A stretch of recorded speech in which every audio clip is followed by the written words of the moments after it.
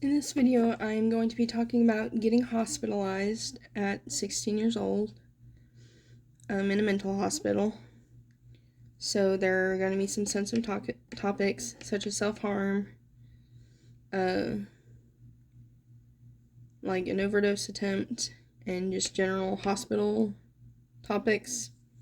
So if you do not want to hear those, then you are free to skip this video. I'm going to be lining an old drawing in one of my old sketchbooks. But this story starts off when I was 16.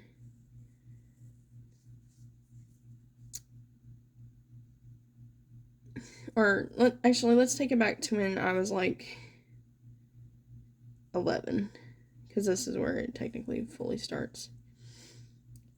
I didn't know what self-harm was on the internet at this time,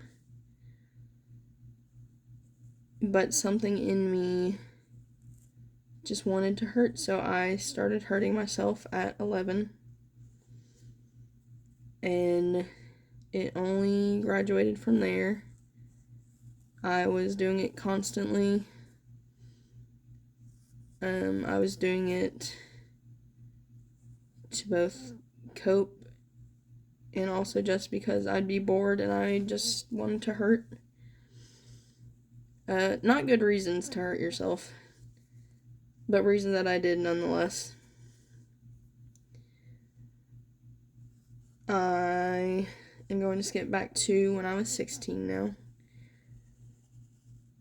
My parents had known I had a self-harm problem for about a year at this point, and I had been begging them to put me on antidepressants, but they did not want to get me, in their words, hooked on prescription medicines because they were afraid of that. Not a very good reason to not put me on medication, especially when I was hurting myself constantly and they knew this. But I can see now as a grown-up why they didn't want me to be on medicine. Like I said, not a good reason, but I can understand their reasoning.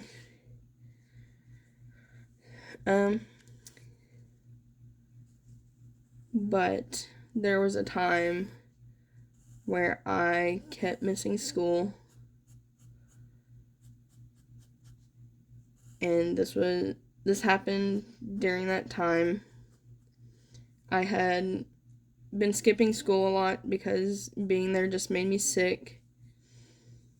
I constantly felt like an outsider, and I had a lot of scary thoughts at the time, so I would skip school and just like stay home sick from school at home. And during one of these days, I was just like, I really hate myself. I do not want to be here anymore. I do not want to see tomorrow. And I'm going to kill myself. And so I went to my kitchen. And before this happened, I was just like, this is kind of dumb, but I want to die. Don't know where to go from here. Should probably talk to somebody. So I tried calling my friends, and none of them answered me because they were mad at me for missing school again. And I know this for a fact because whenever I finally told them that I was going to the hospital, everyone decided to answer me. Isn't that fun? Isn't that a coinky dink? Someone could have talked me out of this stupid attempt sooner, but no, they were mad at me. Anyways, so I took as much medicine as I could. A bunch of just things. Some pain medicine, some like allergy medicine, just anything I could get my hands on, I took. None of these medicines were enough to actually put me in danger, which I found out later. But it was still something that I stupidly did at the time.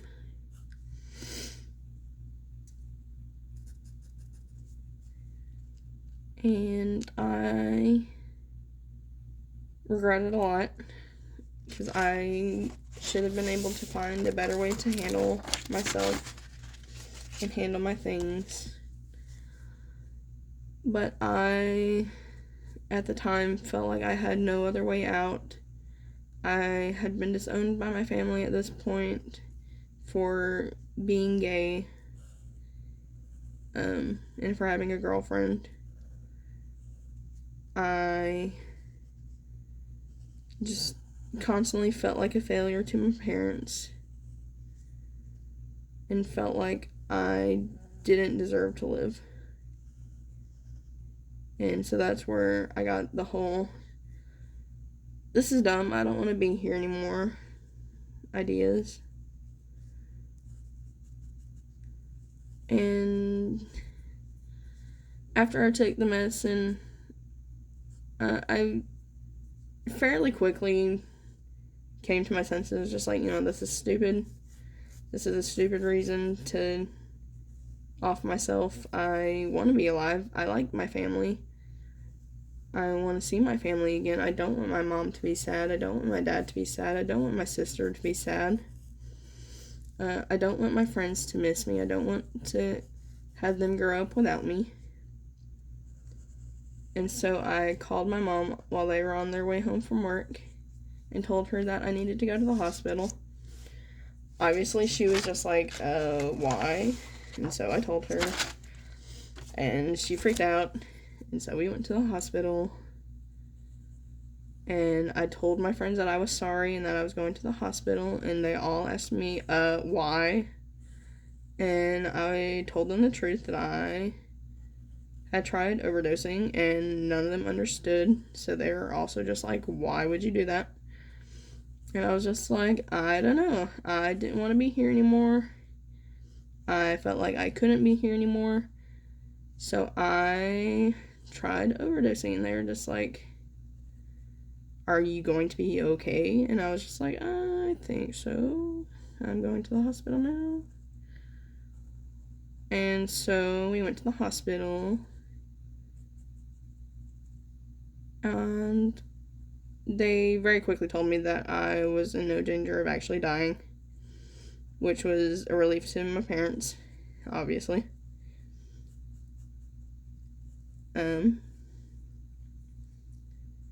And they originally talked to me about putting me in a mental hospital closer to me, but they were full, so they had to look for another mental hospital for me. And I'm glad this happened, because the one that they wanted to send me to is not known for treating their patients correctly. And the one I went to actually helped me a lot. And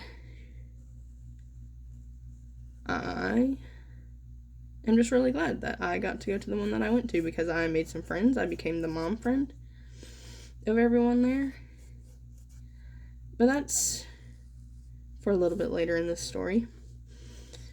So they took me in a very long ambulance ride 2 hours away to this hospital in, I'm not going to give the location, but it was 2 hours away from where I lived, and therefore I didn't really have any visitors, and I only had the clothes that I came with, which was a band shirt that I was wearing, like a high school band shirt, marching band shirt, and that had, like, obviously my location of where I was from, and gray sweatpants. And this was cold at the time. I did not have a jacket. that was just what I had came in, because I did not know I was going to be transferred 2 hours away until it was happening.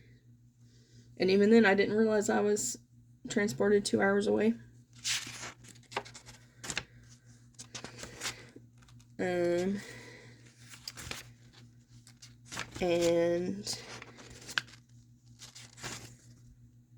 sorry, I'm trying to find another sketch to learn.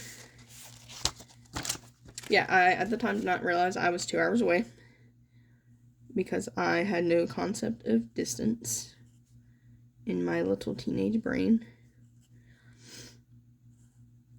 And I did not get another change of clothes until a couple days later. So I was wearing the same clothes for multiple days in a row. And I, at the time, did not know that I could ask them to wash my clothes, and they would give me like a little hospital outfit to wear for the night while they washed my clothes. So I just didn't ask them to do that. But when I got there, they made me change my shirt because it had my location from where I was from. And that was something they did not want, I guess. So they gave me a gray t-shirt. A gray t-shirt that barely fit. One that I was very uncomfortable with. But that was the only option for me. And I hated it. But I was just like, whatever, I'm here to get help. This was the next morning when this happened. But it was the first time I was meeting with a psychiatrist.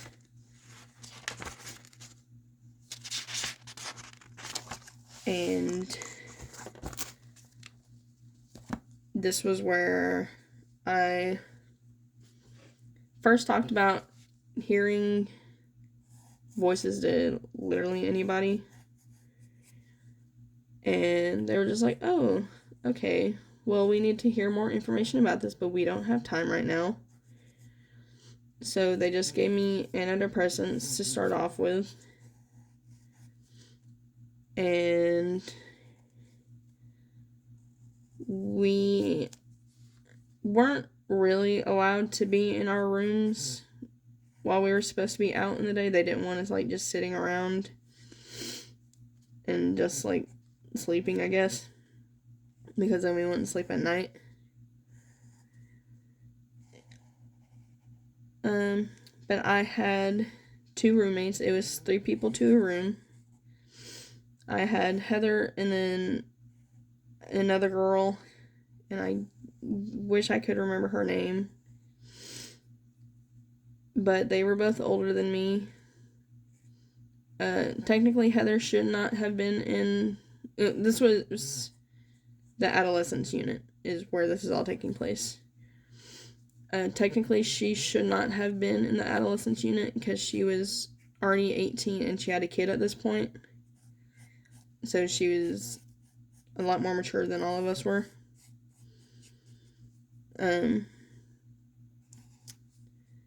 But she was in our unit regardless. And we became fast friends. I became fast friends with both of them.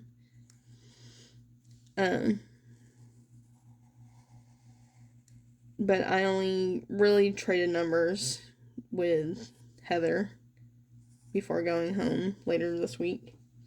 I was only there for a week. So the timeline is very quick. I did not meet with an actual therapist until I think my 3rd day in. And she asked me the questions of just why are you hurting yourself? Are you having trouble at home? Trouble at school? And I told her I was having trouble at school. And she was like, okay, so it's do your parents hit you or anything? And I was just like, no. They would never do that to me. And she was like, oh, I see. Uh,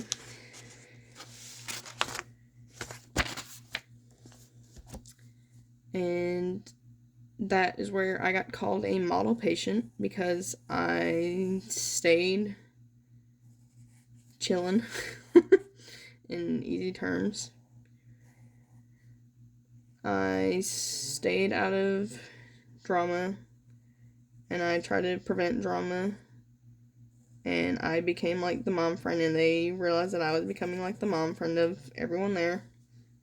So that's why I got called a model patient, which is still one of my good achievements in life, I guess, being called a model patient. There were these two girls there, and I do not remember the names for the life of me, but they would not stop arguing. Like, they just hated each other. To the point where after I left, one of them put the other's clothes in the toilet of the main room that we were in. And I think that's funny because they were both just brats, but at the same time I'm just like, that was really stupid.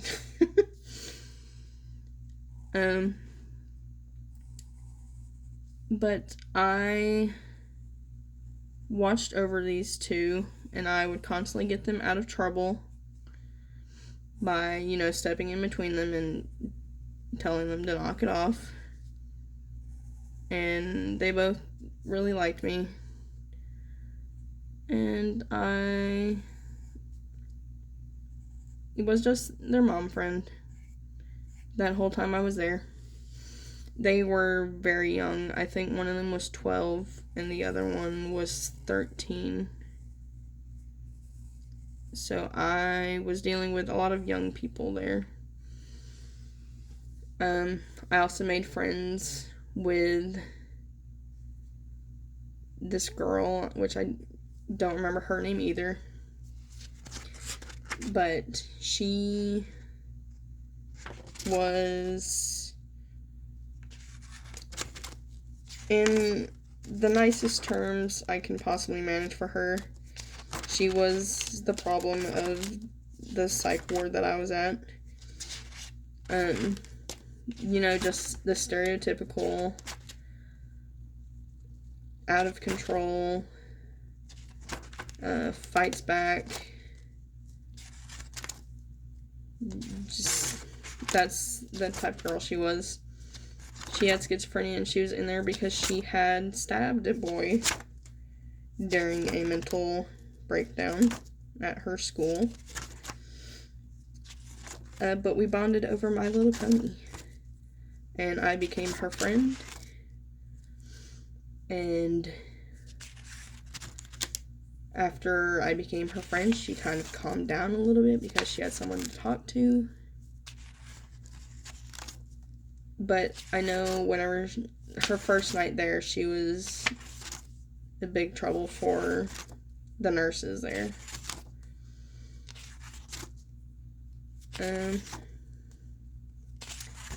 Anytime there was a new girl, I very quickly became their friend. We would talk, and I would just get to know them, and they would get to know me a little bit. And we would just chill out, talk about our lives. We were not allowed to talk about where we were from, but we did anyways. I found out a girl there knew one of my friends, and she was just like, "Do you know blank?" And I was just like, "That's one of my friends. How do you know her?" And she was just like, "Oh, I hate her." Which I think, now that I think about it, that's such a funny thing to say to somebody. "Oh, you know your friend? I hate them." Anyways. And we would just continue on like normal.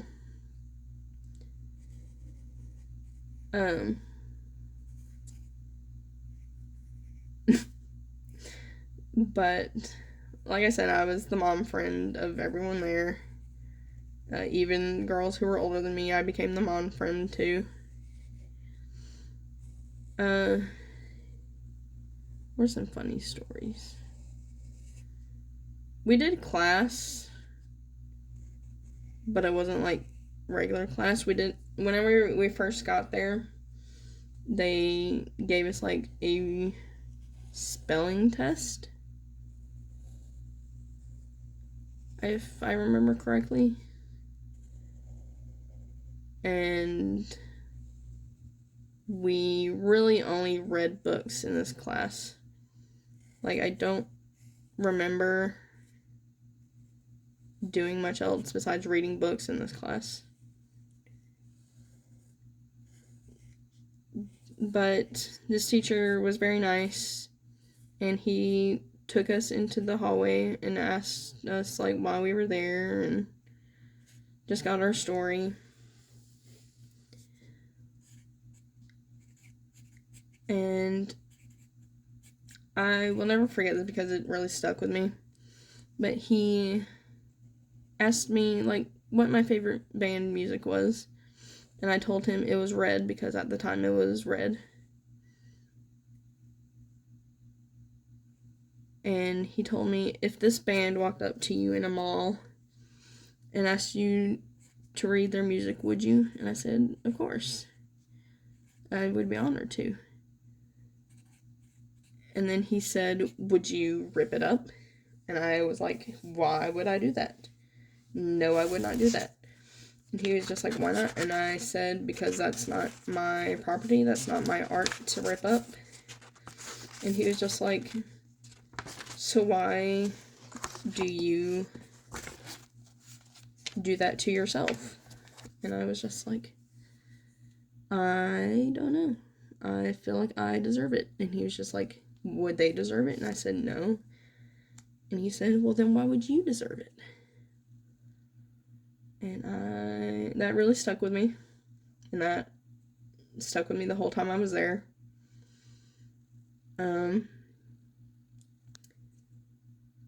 We were separated, boys and girls. Like, we were not allowed to talk to each other. But we would have, like, outside time. And the girls and guys would sometimes interact that way.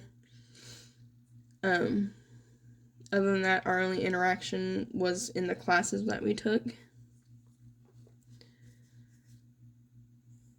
And there was like a trust exercise thing where we did interact. And I can't remember exactly what it was. One of them was like walking on a log that was suspended in air. And then another one was like walking on wire, and we had to rely on our spotters to keep us in like on the wire. And we had to say, spotters, are you ready? And they'd have to be like, yeah, for us to be able to go. And this one guy said, spiders, are you ready? And we were just like, yeah. And they were just like, spiders? It's spotters. And he was just like, oh, I thought you said spiders. And this guy was really funny. I don't know why he was there. But after I was out and my friend Heather got out, because we had exchanged numbers, she called me and she was just like, he escaped. He escaped. He had literally found a doorway out and escaped the building. And then got put in timeout whenever he got caught because he didn't get very far. But I think the term he escaped will live with me forever because that is hilarious. I don't know how a lot of psych wards are for everyone else, but we were not allowed to have electronics. We only got to call our families at night for about like 10 minutes. And for our food, we had a bunch of snack times, so we got a lot of snacks to eat. And then our regular main meals. And we'd have to tell them how much food we ate, like a percentage-wise. And I loved those snacks because they were good. We got lots of apples and oranges, and I snacked a lot.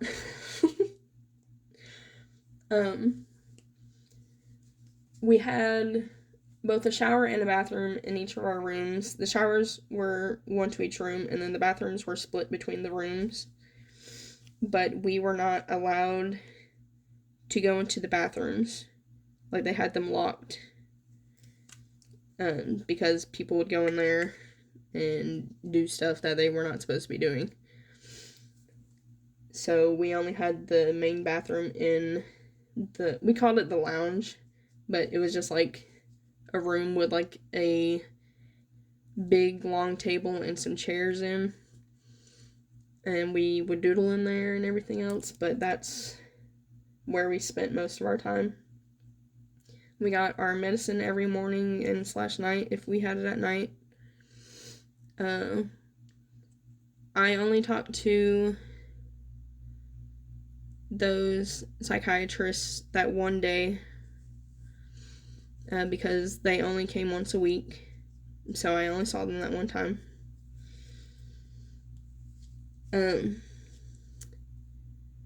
So I didn't get to talk to them more about hearing voices, so they pretty much left it up to the psychiatrist that I would be seeing after I got out of the hospital. And even then, I didn't bring it up again, so I didn't get diagnosed with schizophrenia until I got my new psychiatrist, where I was just like, I am hearing things, I know I'm hearing things, I'm seeing things that I know that aren't there, I'm having delusions, and he was just like, yeah, you probably should have been medicated for this earlier, and I was just like, yeah, I know, but I was too nervous to talk about it again, and so I didn't. But at my first psychiatrist, I told them I was having dissociative episodes where I would lose a lot of my day, and that is where I talked with my therapist for a while, and he was saying, it sounds like dissociative identity disorder, or at the time OSDD-1A, but we will do more testing, and we never really did more testing. We only talked about it a lot more. And then right before I got like an official diagnosis, they started talking about shutting down because Blue Cross Blue Shield stopped supporting their office. And so I saw him one more time, and he was just like, yeah, you probably have it, but we can't do like any more testing because this will be the last time I see you. So that was my official diagnosis, was, yeah, I think you do have this, but we haven't had further testing. And so if I am somehow wrong about having dissociative identity disorder, I don't know, because that's all I've been told. But ultimately, I enjoyed my time at the mental hospital. I enjoyed making the friends that I did. I love drawing every day, all day, and reading and just being chill. I liked being the mom friend of everyone there, and I liked helping them with their issues while I tried to work on my own issues. I liked hanging out with the problematic people and trying to make them less problematic. But I don't know where to go from here. I had a lot of fun there. I bragged that I was called the model patient, and I think that made my friends angry, because then they started saying that I did all this for attention, which at the time I did not. And they were going around saying that. And I didn't realize until another friend of mine came out and said, hey, they're saying this about you. And I was just like, why on earth would they say that about me when I've had these issues for months that they've known about? And so that whole friend group kind of dropped me because of all this. But one of the friends who was my best friend, like, I think 2 weeks later, was just like, I miss you so bad. And so she apologized. And that's where I first heard that they were saying that I pushed them away. And that's why they dropped me. Which I think is stupid.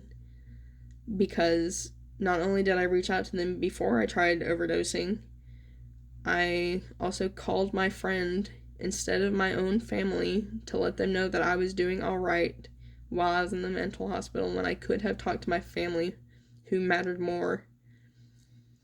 And I will never forget that. I've only ever gotten an apology from this one friend. The other ones don't talk to me.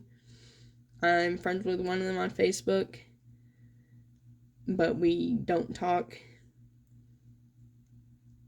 But this was just like a hard blow to me emotionally, and I am still not recovered from this. I have issues making friends because of this. But ultimately, the story of this video was that I had a good time at the mental hospital, and I recommend going to a mental hospital if you are having thoughts of self-harming, because they are better equipped to handle you there. And you are not alone. It will get better. Some people you think are friends are not actually friends. And it will ultimately get better for you if you just keep going forward. Just do not give up. And